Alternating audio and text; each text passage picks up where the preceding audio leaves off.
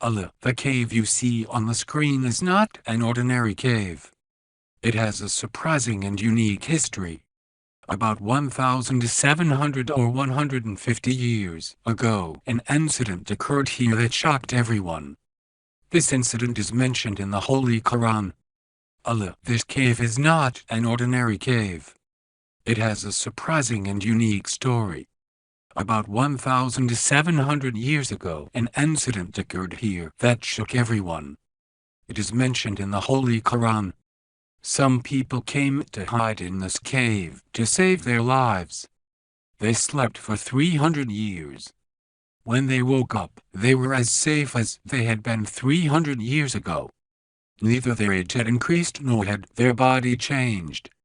The question is who these people were and how they slept in this cave for more than 300 years. We will also discuss why this incident of sleeping continuously for such a long time happened and what happened when such a huge accident occurred in the cave. In today's video, we will tell you all these things. Friends, we must begin by stating that people belonging to both religions, i.e., Christians and Muslims, believe this accident to be true. It has also been clearly mentioned in the Muslim book Quran Karim. This incident occurred almost 250 years after Hazrat Isa alayhi salam left this world. After Hazrat Isa alayhi salam's departure, the Christians' condition worsened day by day until a time came when a conservative king ruled the entire region of Palestine. This king harbored extreme hostility toward the Christians and believed that no one should follow Christianity, a new religion, at the time. He executed anyone who did, and some of those executed later became famous as Ashab and Kahf. These people used to believe in Hazrat Isa alayhi salam excessively. Despite the king's efforts, they were not ready to leave Christianity. When the king realized these people would never leave Christianity despite his efforts, he decided to kill them. Upon learning of the king's decision, they immediately fled the city, seeking refuge in a cave. They spent years there, sleeping continuously, unable to open their eyes. Just as those people entered the cave to save their lives from the king eventually discovered their refuge. They were hiding. This prompted the king to order the immediate construction of a large wall to seal off the entrance to the cave, ensuring that no one could enter. I would die inside this cave forever, but the king had given this task to someone. That man was very intelligent and kind-hearted. He issued an order to do that. All the useless things were revealed even before the wall was built. Along with their numbers, their entire story was written on a tablet. Whatever happened to them was written on that tablet. It was kept in a copper box, buried in the foundation of the wall. In this way, the cave was closed for the next 300 years. But, friends, 300 years is a long time. This was the reason that in these 300 years, the map of the world changed gradually. The Orthodox king's rule changed so much that when the 300 years were about to be completed, the rule of a king named Betas was established. Betas was a believer of Isa alayhi salam, and he was a very noble and compassionate person. He was dedicated to the well-being of his community, which was fractured by conflict during his reign. Many people denied the basic teachings of Hazrat Isa alayhi salam.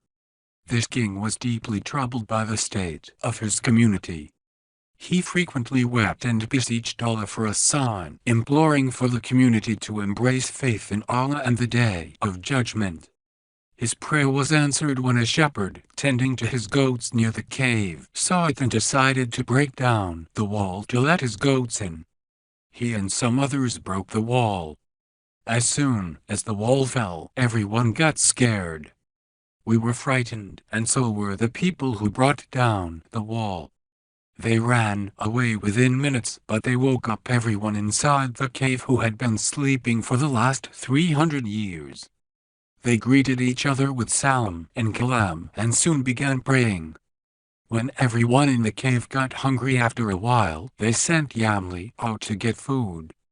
Yamli was told to chat with Tukianis about their situation.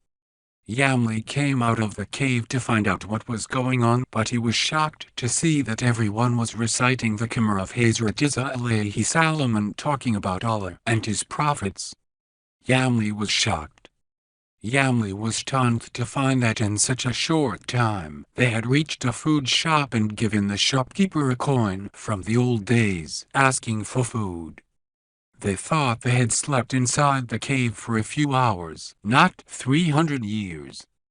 But the truth was something else. That coin from the old days had not only been discontinued long ago, at this time there was no one left who could recognize it. The shopkeeper was suspicious of the queen, thinking she was either holding old treasure or was a spy. This led to the queen being handed over to the Sultanate soldiers. When the soldiers insisted Yamli tell them what treasure he had, he clearly denied it. Yamli's son countered, asserting that the treasure was merely common coins. The soldiers responded with a retort, questioning the legitimacy of the coin sage, pointing out that it was no longer in circulation and that Yamli was still young. Yamli then directly addressed his soldiers, demanding an explanation about the so-called Dukyanuzi king. The soldiers replied that there is no king named Dukyanuzi in this world right now. They confirmed that about 300 or 350 years ago a king by this name did exist. He ruled this territory and was a cruel and ruthless ruler. Yamli was shocked and immediately demanded to know how this could have happened, given that they had just hidden in that same cave to save their lives from Dukyanuzi only a few days earlier. The soldiers were shocked and refused to believe Yamli. Yamli replied that his companions were in the cave and invited the soldiers to come with him and see for themselves. When the soldier reached the cave with the queen, Ashab and Kahf, present inside the cave, felt that the Dukayan people were conservative.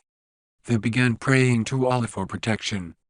The soldiers who arrived with Yamli swiftly recovered the copper box buried in the wall during construction. When the soldiers began reading the tablet inside the box, they were surprised. The tablet clearly stated that a group of believers had taken shelter in the cave to protect their lives from the conservative king. Upon receiving this information, the conservative king locked these people inside the cave.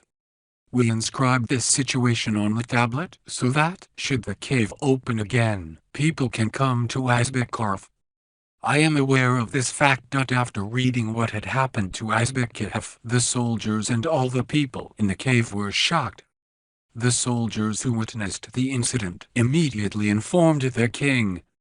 The king immediately went to the cave with everyone, and after meeting all the people sleeping there, he fell down in prostration and wept, saying, Allah Ta'ala has accepted my prayer. He has shown such a miracle that people now believe in rising again after death. Then, Ashab and Kahf prayed for his king and said to him, May Allah protect your kingdom. We entrust you to Allah. Saying this, Ashab and Kahf went back into the cave, and everyone else went in and slept, and Allah killed those people in that state. After that, King Batius, a noble king, had wooden boxes made and kept the pure bodies of the companions of Kahf inside them forever. Friends, if we were to discuss the location of this cave in the present day, we would undoubtedly find it in that same region. Many claim that a cave in the city of Emir in Turkey is the cave of Kahf, but the signs of the cave of Kahf described in the Quran fit more the cave in Jordan than the cave in Turkey. This is why most research scholars believe that the cave in Jordan is the real cave of Kahf. As for Ashab and Kahf, how many people were there? How many slept inside the cave for 300 years? According to the hadith of Hazrat Abdullah ibn Abbas radhiyallahu ta'ala anhu, there were a total of 7 people, and the 8th was a dog. For now, friends, we end our video here. If you like the video, like it and share it with your friends. To see more informative, historical, and Islamic content, subscribe to our channel, Nouri Hadith. See you in the next video.